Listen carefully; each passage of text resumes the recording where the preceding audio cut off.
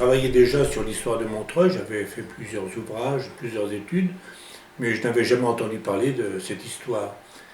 Et en passant devant les ruines, j'étais avec un camarade en voiture, je lui ai demandé ce que c'était que ces marches qui sont quand même étranges le long de la route. Il m'a dit c'était un camp de concentration pour les tziganes pendant la guerre. Et c'est comme ça que je l'ai découvert et aussitôt je me suis mis à l'étudier et savoir ce qui s'était passé. Et j'ai interrogé les gens, j'ai interrogé surtout les ruines au départ et j'en suis là aujourd'hui après presque 25 ans. Ce qu'il y a, c'est qu'au départ, je suis montreuilais depuis 1971 et tout ce qui touche ma petite ville d'accueil m'intéressait. Donc ça, c'était une histoire qui semblait obscure et mon caractère voulait que je sache exactement ce qui s'était passé. Et j'ai demandé aux gens de Montreuil ce qu'ils savaient. Ils m'ont dit très très peu de choses. Oui, c'était des tziganes, c'est les Allemands qui les avaient enfermés là, et bon, c'est tout. Et au fur et à mesure de mes recherches, je me suis aperçu que l'histoire était complètement différente. Moi, j'avais déjà entendu parler des camps de concentration en Allemagne. J'avais vu le film d'Alain Resnais sur Nuit et brouillard, et je me demandais est-ce que c'était la même sorte de camp ou si c'était différent, parce qu'on n'avait jamais entendu parler des camps en France.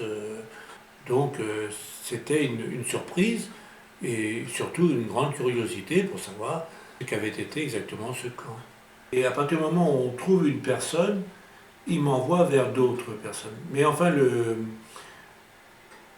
gros déclic qui s'est passé, c'est que à la suite de mon premier livre qui est sorti en 83, il y a Jean-Louis Boer, qui s'appelle Poulouche, qui m'a écrit et qui m'a dit quand j'ai lu votre livre, j'ai pleuré.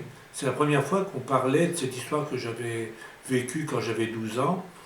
Et là, ça a beaucoup changé, c'est que j'avais un témoin qui était jeune à l'époque et qui n'était pas encore très âgé. Et c'est de là qu'est vraiment partie mon étude. Parce que c'était beaucoup plus précis et en même temps, j'ai eu les archives. J'ai consulté les archives qui m'ont permis de mieux comprendre la chronologie du camp.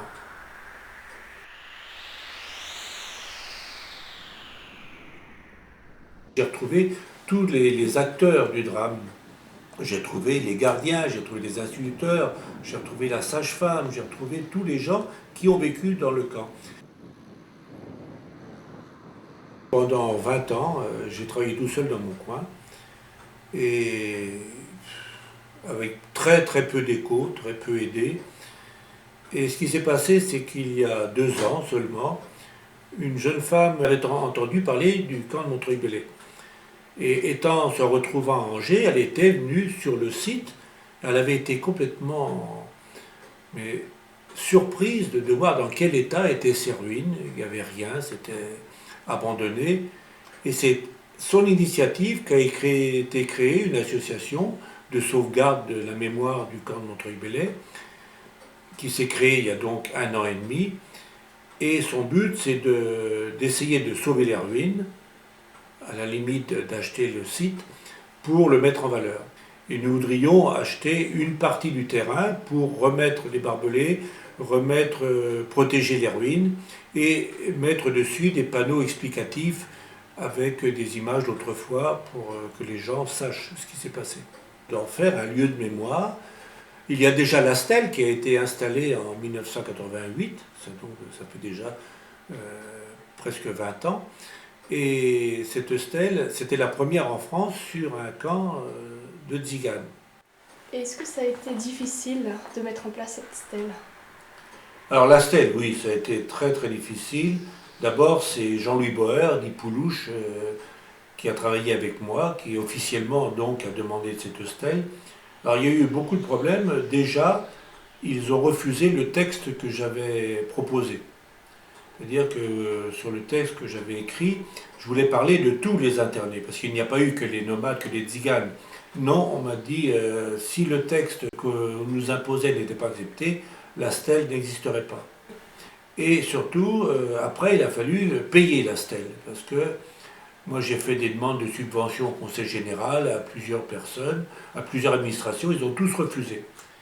Et on s'est mis à 5 copains et on a payé les frais de la stèle.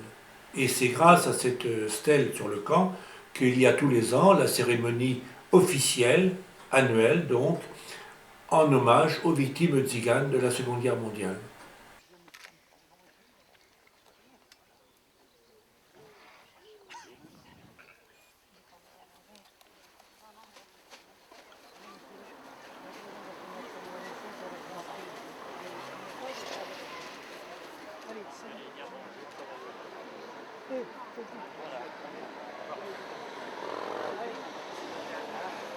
Mon plus grand souhait, c'est que les Tziganes récupèrent leur histoire, c'est-à-dire qu'ils continuent. C'est leur histoire, ce n'est pas la mienne. Je n'aurais servi que d'intermédiaire. Bon, j'ai quand même la sensation d'avoir sauvé cette histoire, parce que sinon, elle aurait complètement disparu.